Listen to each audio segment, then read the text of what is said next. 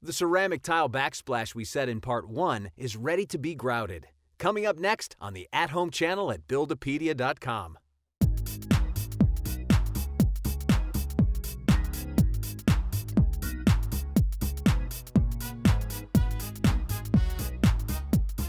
Well, morning, Corey. Looks like tile's all set in place now. We're ready to do some grouting. Okay, what do we need for the job then? Well, these are just some of the basic tools. We got a grout float. Okay. Help move the grout around, get it into the joints real good. Right. A grout scrubber, just whatever excess grout that we got on the tile, when you use that and kind of buff it off. Okay, yeah, that'll take it right off the shiny Oh. tile, right?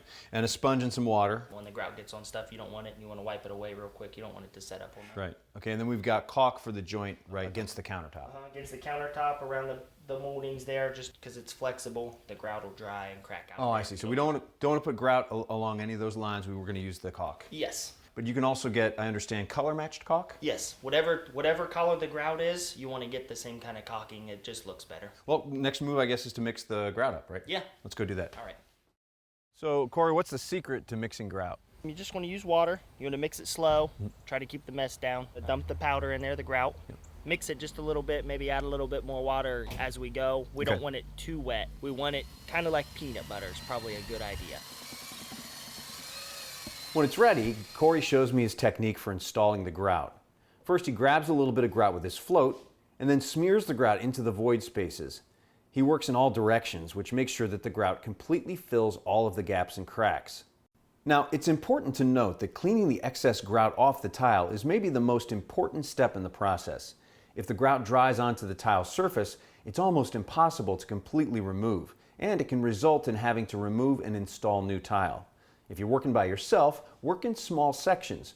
Go back to begin cleaning off the excess grout every 10 or 15 minutes. Now, after giving the grout a few minutes to set up, we work our way down the tile with a damp sponge and clean water.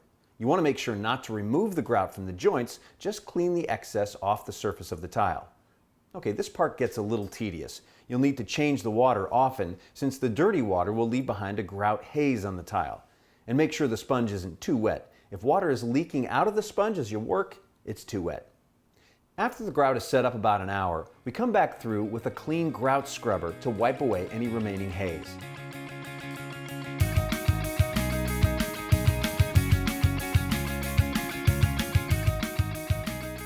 Well, so Corey, that scrubber really took the haze off the tile, and it's beautiful. Looks good.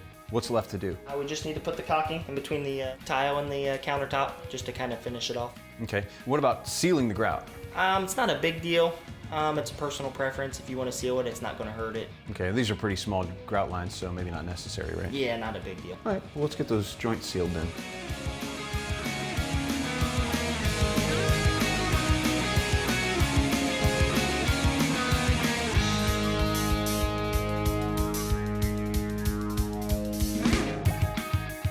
All right, well, Corey, this looks great. We appreciate your hard work and also all the great tips you gave us. Thanks. No problem. Hey, we'll have you back next time when we have another tile project. Okay, good All right? deal. Yeah. See you then.